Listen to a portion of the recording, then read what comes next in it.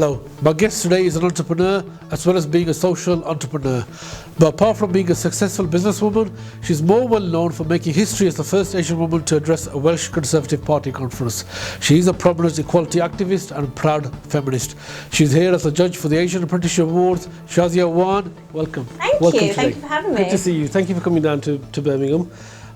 Just want to have a conversation with you, Shazia. Obviously, you've been kind enough to spend your time today with us in Birmingham, judging for the Asian Apprenticeship Awards.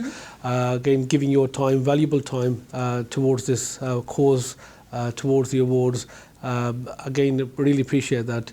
I'm sure you're a role model for many young people, particularly young Asian female entrepreneurs as well. Can you tell us a little bit about your journey, the path that you've taken, and what brings you today?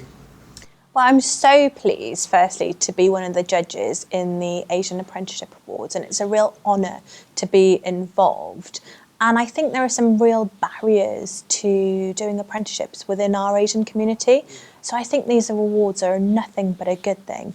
In terms of my background, I've always been very academic. So certainly apprenticeships are not something that I thought about for myself, but what I've realised over the years is that not everybody within our Asian community is academic, and we can't just keep making our youngsters do their A-levels and exams when they fail and get disheartened. We need to look at different avenues like apprenticeships, where youngsters can earn while they learn and progress within a company. In terms of my background, I did my first degree here in the Midlands, actually, in English literature and politics, and then I did my master's in international relations, which I got just before I turned 21. And then I moved into public relations, heading up the brand campaigns for some really big national and international brands, winning an array of PR awards with the teams that I was working on. And my journey took me into working in finance, like yourself, and working with the Lloyds Banking Group through the merger, looking after their comm strategy, and indeed into fashion as well. And I worked for some great fashion brands, which actually eventually prompted me to use the skills that I'd learnt in branding and PR to set up my own business, which was a ladies' underwear business at the time. And for that, I won Asian Female Entrepreneur of the Year. And that opened a lot of doors for me as well, which is why I recognise that awards like this are really important for people in our community. And then from that, I ended up standing as a candidate proudly for the Conservative Party and became the first Asian woman to address a Conservative Party conference in Wales. So really my interests are very diverse across business, politics and the third sector. I'm a very proud volunteer as well, and I've spent a year volunteering with the food bank in my local area.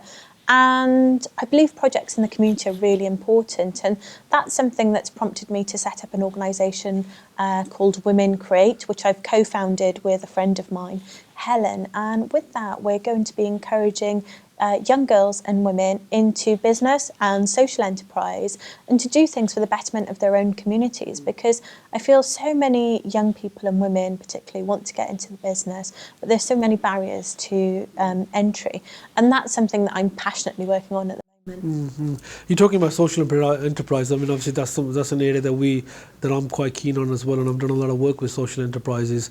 It seems to be there's a wave of new entrepreneurs going into social enterprise. Do you want to talk a little bit? Can you share a little bit of thoughts in terms of the social enterprise sort of wave? And there seems to be a lot of social entrepreneurs, the social investment taking place, just in terms of the industry itself, the third sector, the voluntary sector, the social enterprises.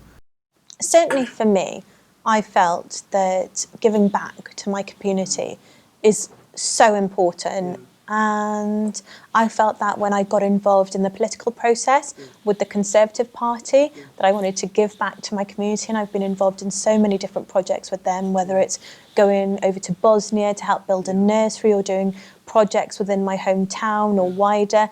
And for me, working with the third sector and indeed setting up a social enterprise seemed the natural progression. Now, I've been appointed one of the ambassadors for Show Racism the Red Card. Right.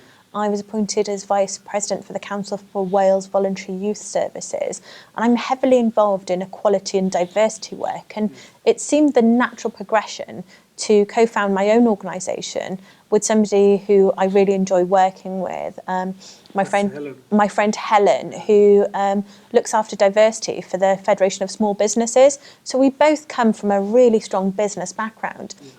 And we felt that we could use our skills to help women within our own community in Wales and across the country into business. And, you know, that will be women like myself and Helen who've actually been there, done that, had the experience, and can tell you the really good sides and the bad sides too, because often it can be incredibly lonely setting up a business when you start, and incredibly hard work and challenging. But you know, the biggest thing is getting started. And individually, you know, Helen and I mentor young people, you know, on a weekly basis, and it's something that we really enjoy.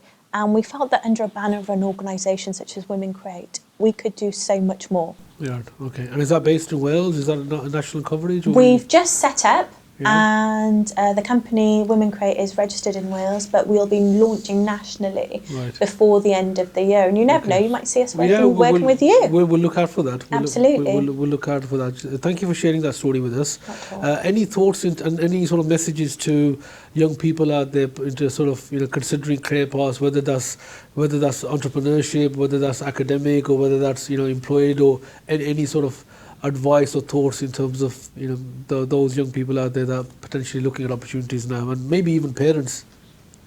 Well, I've had such an eclectic career myself, which has spanned commercial, charity, business and politics. I've had the real mix and been very fortunate to have a really supportive family core and friends core that have really helped me along that journey. And what I would say is that there's so much pressure on young people and so much pressure on parents as well, actually, which people don't acknowledge often, to make the right choices for your children, to help them make the right choices. And for young people to think that at 16, that is when they have to know what they're doing, I think that's an awful lot of pressure, because the average person changes careers or fields 5 or 6 times in their lifetime. I've already changed 4 times.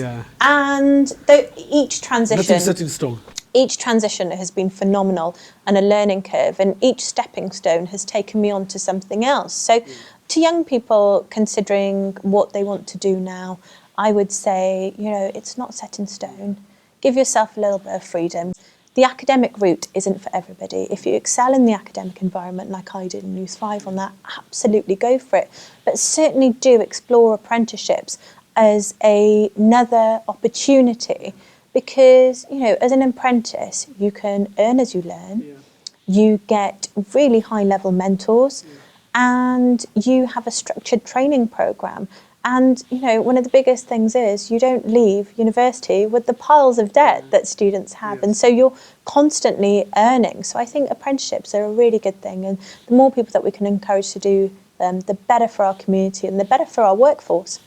Thank you very much for your time, Shazia, today. Thank you very much for your support with the Asian Apprenticeship Awards. Really appreciate everything you're doing for us. Much appreciated. Thank you. And I'm looking forward to the awards. Thank you.